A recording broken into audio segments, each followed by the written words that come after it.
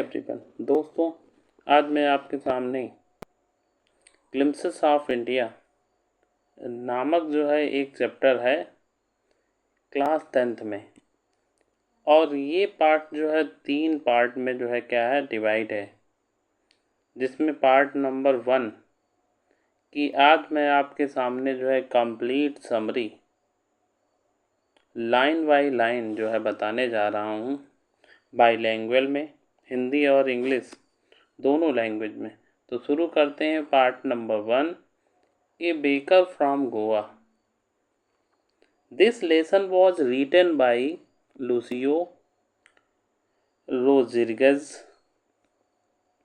ये जो है लूसियो रोड्रिगेज के द्वारा जो है ये पार्ट दोस्तों लिखा गया। इसकी जो है यहाँ पर ये कंप्लीट समरी दी हुई है, तो हम बिना कोई रुके इस समरी को आपको हिंदी और इंग्लिश दोनों लैंग्वेज में बताने जा रहे हैं। ये क्लास 10th में यूपी बोर्ड के एग्ज़ाम के लिए जो है मोस्ट इम्पॉर्टेंट है। हम इसकी समरी समझ लेते हैं तो इससे हम क्वेश्चन बना के भी लिख सकते हैं। This is a pen portrait of a traditional gone village baker and his position in the society. यहाँ पर दोस्तों लेखक कहता है कि यह एक पारंपरिक, ट्रेडिशनल का मतलब होता है पारंपरिक, यह एक पारंपरिक गोवा के गांव के एक पाव रोटी बनाने वाले और समाज में उनकी हैसियत को जो है चित्रित करता है। यानी कि जो गॉन बेकर थे, जो गोवा के पाव रोटी बना कर के बेचने वाले थे, उनकी समाज में दोस्तों क्या स्थिति थी, उस स्थिति के बारे में जो है क्या करता है बताता है। Elders fondly remember good old Portuguese and their famous loaves of bread. Portuguese का मतलब होता है पुर्तगाली, रिमेंबर का मतलब हम दोस्तों कह सकते हैं याद करना, और फॉन्डली का मतलब शौक। यहाँ पर कहता है कि जो इल्डर्स थे, जो बुजुर्ग थे, जो वयोवृद्ध व्यक्ति थे, वो वयोवृद्ध व्यक्ति शौक से पुराने पुर्तगाली और उनके मशहूर पाव के टुकड़ों को जो है याद करते हैं। किस तरीके से उनके समय में लोफ्स का मतलब होता है रोटियां, पाव रोटी बनाई जाती थीं, और यहाँ पर लोफ्स का मतलब हम लोई भी कह सकते हैं। The Portuguese have left but some bakers have stayed back. कहते हैं पुर्तगाली गोवा को छोड़कर जा चुके, लेकिन कुछ पाव रोटी बनाने वाले यहीं पर ठहरे रह गए। यानी कि वो जो है इस जगह से नहीं गए, वो कंटिन्यू अपने पूर्वजों का जो व्यवसाय था उसको आगे की तरफ जो है बढ़ाते रहे। They still use traditional furnaces to bake bread and cakes. Furnaces का मतलब होता है भट्ठियाँ, या हम कह सकते हैं तप्त भट्ठी, जिसमें जो है ब्रेड को पकाया जाता है। वे अभी भी पाव और केक सेकने के लिए परंपरागत, यानी कि ट्रेडिशनल का मतलब होता है परंपरागत भट्ठियों का प्रयोग करते हैं। बेक का मतलब हम दोस्तों कह सकते हैं पकाने के लिए।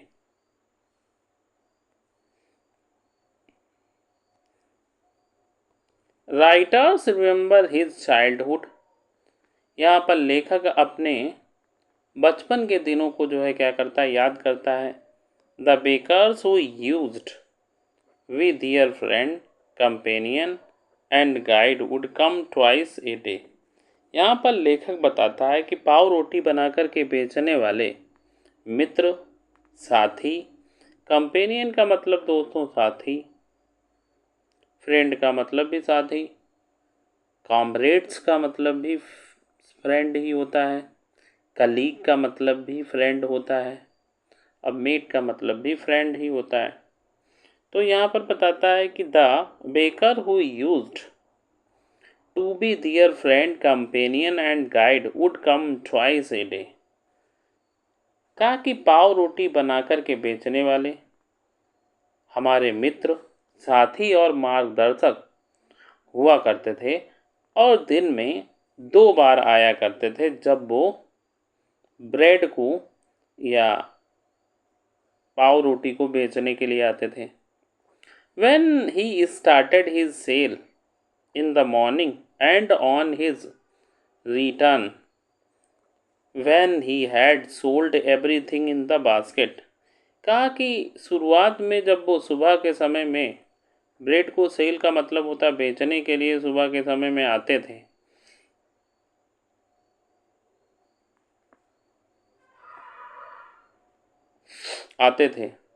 और एक बार जब वह अपनी टोकरी के हर सामान को बेचकर वापस जो है लौटते थे, उस समय अगर देखा जाए तो उनकी टोकरी बिल्कुल जो है क्या हो जाती थी, खाली हो जाती थी। He first delivered the bread to the servants. सबसे पहले वह नौकरों को पाव रोटी देते थे। Then the children of the house would crowd around his baskets to choose the bread, bangles or the sweet bread of the special make. और फिर वे घर के बच्चों और उसकी टोकरी के चारों ओर जो बच्चे भीड़ लगा लेते थे और ब्रेड रूपी बैंगल्स या विशेष प्रकार की बनाई हुई मीठी पाव रोटी जो केक जैसी थी उसको जो है बच्चों को देते थे।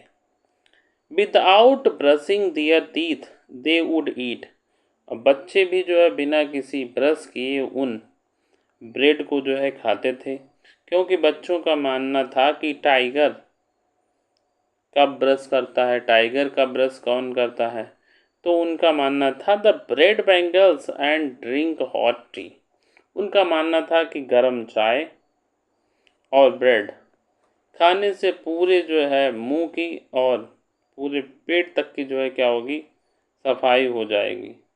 यानी कि हॉट टी सब कुछ जो है क्या करेगी, साफ कर देगी मुंह तक को, क्योंकि टाइगर्स कब जो है अपना मुंह धुलता है, कब जो है ब्रश करता है, समझ रहे हैं। तो बच्चों का ऐसा कुछ जो है मानना था, उनकी ऐसी अवधारणा थी। ए baker had an important place in the village life. गांव के जीवन में पाव रोटी बना कर के बेचने वालों का एक महत्वपूर्ण जो है, इम्पॉर्टेंट का मतलब होता है महत्वपूर्ण स्थान था। Because the bakers had the significant place in the village. Marriage gift were meaningless without bowl or the sweet bread.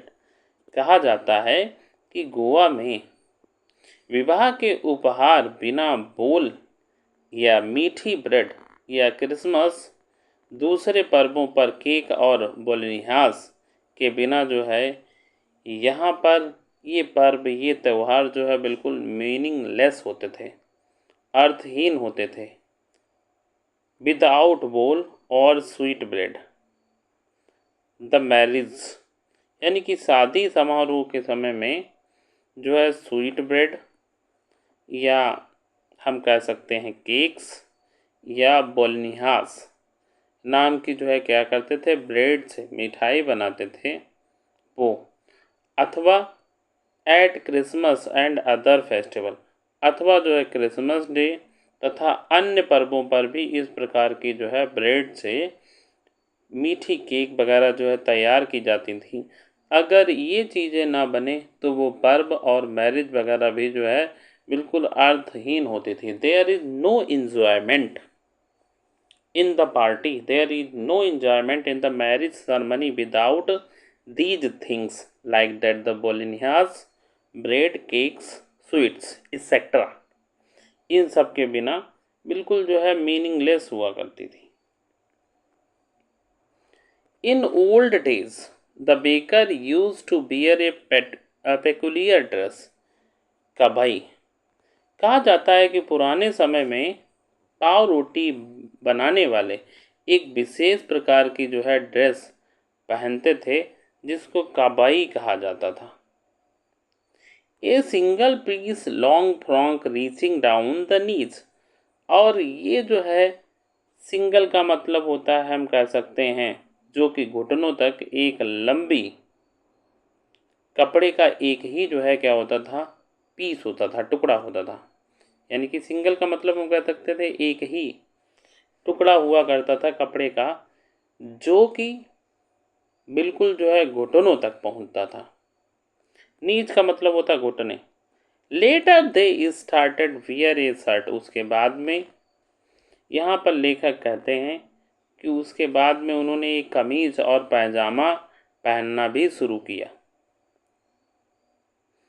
A shirt and trousers which were longer than the shorts and shorter than the full length। और कहा जाता था कि बाद में जब उन्होंने पतलून और शर्ट पहनना शुरू किया, जिसकी पूरी लंबाई जो है एक हाफ पैंट से कम होती थी और फुल पैंट से जो है एक हाफ पैंट से ज़्यादा होती थी और फुल पैंट से जो है क्या होती थी, कम होती थी। इस प्रकार की जो है वो पैजामा या पतलून पहनते थे और एक शर्ट पहनते थे। बाद में उन्होंने ऐसा पहनना शुरू किया। The baker use to be prosperous, कहा कि पाव रोटी बनाकर के बेचने वाले संपन्न हुआ करते थे, समृद्धशील हुआ करते थे। प्रॉस्परस का मतलब होता है संपन्न या समृद्धशील, हम कह सकते हैं। They their family and servants never starved, starved का मतलब होता है भूखों या भूखों रहना, समझ रहे हैं।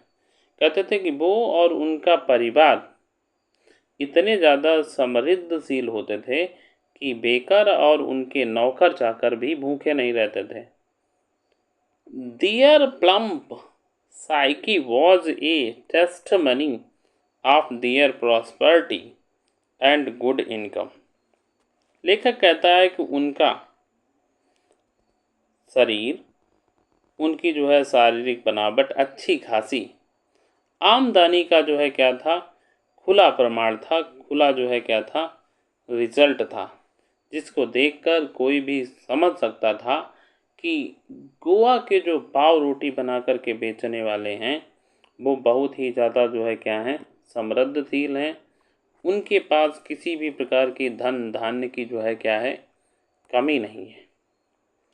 दोस्तों, एक एक करके हम आपको सभी चैप्टर की समरी, और अगर आपने कमेंट किया कि सर मुझे जो है लेसन भी पढ़ा दिया जाए, तो मैं उन सभी बच्चों को चैप्टर भी इसी प्रकार से पढ़ा दूंगा, बिल्कुल लाइन बाय लाइन।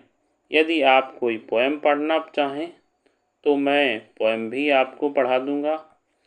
और मैं आपका बहुत आभारी हूँ कि आपने जो है मेरा ये वीडियो देखा, उसके लिए मैं थैंक्स फॉर वाचिंग एवरीवन।